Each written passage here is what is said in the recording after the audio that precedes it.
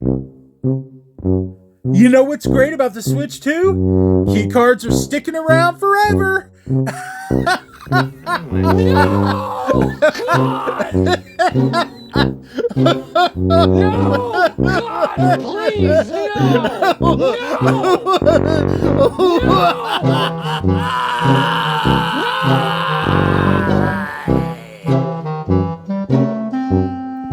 Let's hop into it. In a post-apocalyptic world where greedy game corporations charge $80 for video games, release garbage keycards that rot in landfills for Superman 64 and E.T. on the Atari, and charge more for old game consoles. Only one gamer can save the day!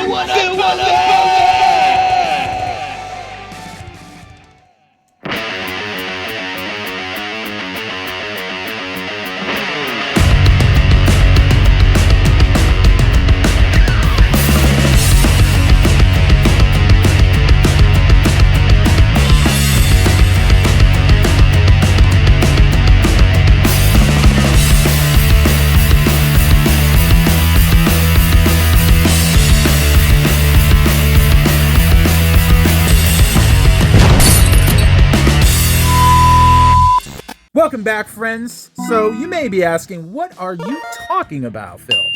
Well, I saw this article online posted by Genki that Final Fantasy VII Remake director Naoki Hamaguchi says he doesn't see load speeds for game keycards improving, so he thinks Nintendo collaborating with publishers to promote game keycards is the best way forward.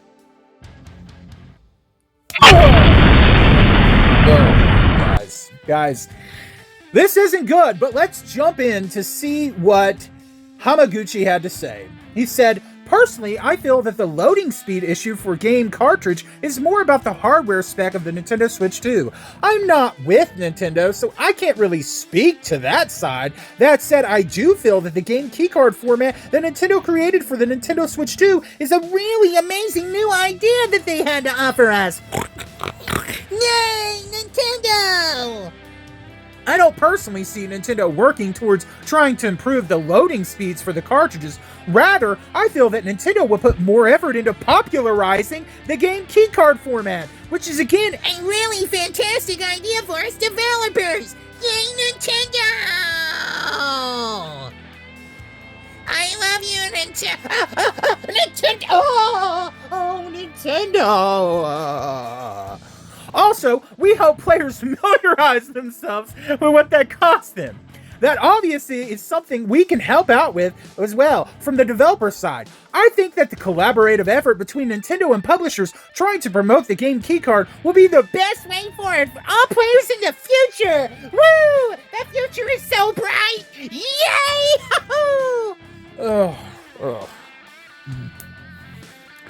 Jokes aside, what do I think about what Hamaguchi had to say? Well, it's a big load of crap. The largest, stinkiest, most giant pile of crap that I have ever heard or seen in my life. Way bigger than this pile of crap.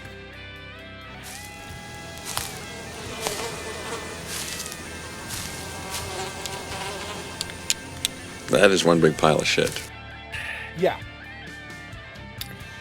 What this article says to me is that game keycards are here to stay. And that Nintendo and Square Enix is doubling down on the keycards. If you were optimistic that they would eventually be phased out over time, and I very well wanted to be optimistic about it too, this response from Hamaguchi paints a different picture. That they're sticking their heads in the sand, and they're not listening to what the gamers and the fans and the customers are saying they want. No, they're going to just keep pushing forward with keycards, whether we like it or not, making unnecessary e-waste, confusing casual gamers and parents that don't know the difference, and taking away our right of owning our actual games that we pay money for. This is just white knighting Nintendo and white knighting Square Enix, because Hamaguchi wasn't going to come out here and he was going to say, yeah, key cards are crap. I hate those things. We need to just do away with them. No, he's got to say something positive. He has to. He works with Square Enix, and Square Enix has been pushing key cards super hard. I mean, Bravely Default, a 3DS game on a key card when it could have been physical. You got Xseed out here showing you how it's done. And some of those companies are much smaller than Square Enix. So it's very embarrassing to see that Square Enix will not spend the money to put out real physical games on the Switch 2. So what does this mean for the future of the Switch 2? Switch 2 is going to be like the Wii U, where you're going to be relying solely on Nintendo's first-party title and very few third-party. There will be exceptions. There will be companies that will be willing to take the cost, take a hit to their profits to actually do what their customers want, to show love and appreciate their communities. And companies that care about real game preservation and game ownership. The big ones aren't going to do that. They're not. They're going to cut costs. Their investors are who their customers truly are. They don't care about us at all. They care about what the investors want. And that means game keycards are going to be staying. This industry is cooked. It's cooked. When you got Capcom out here saying their legacy games don't matter, they're inferior, and the remakes of Resident Evil are more superior than the original trilogy. And GOG has to get out here and fight to prove to them that people want to play the old Resident Evil games. I mean, they don't even care about their past catalog. And then you got all these companies like Square Enix and Capcom pushing key cards, supporting it, saying it's good for the industry, saying it's what they need to invest in and to push, and lie to people it's a good idea and it's worth the money and you should buy it. That's a load of crock. I mean, I really hate seeing the industry like this. There's so much negativity in this industry every single day. It's something. And it's a shame. It really is a shame, my friends. And I guess that's why I've been more interested in Magic the Gathering right now. Not to say that everything's good there, but just kind of switching things up, knock on wood, in investing into something else and spending time with something else, because every time I go on social media and I look to see what's going on in the game industry, it's just one negative thing after the other. And it just makes me want to retreat to retro games and forget about all this stuff. That's pretty much my thoughts on this article. It's a load of crap, and there are so many people in the comments of this tweet that is expressing the same concerns and issues. They think it's just PR nonsense. It's a bunch of lies. It's just him trying to puff up Nintendo and puff up Square Enix's decision to keep pushing forward with keycards instead of being willing to spend the money to get proper, real physical releases. So yeah, folks, I don't know.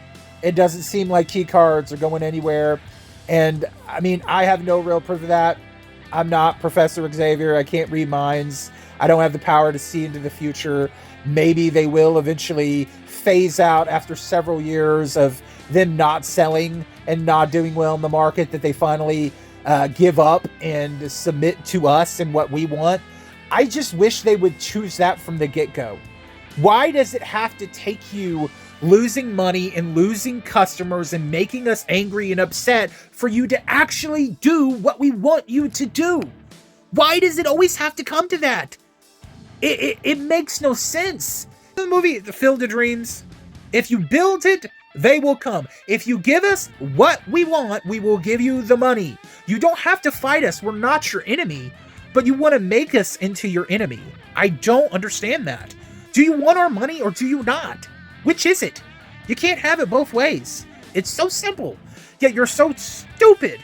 You can't get it through your thick, greedy skull just to do the right thing. I have to sit here and make these videos because you want to be greedy and stupid. It is what it is, friends. Let me know what you think about this article in the comments below. I'd love to hear from you. Until next time, happy gaming, happy collecting. Let's all one up our collections to the best of our ability in this horrible game industry. And remember always that Jesus loves you. So do I. Bye, everyone.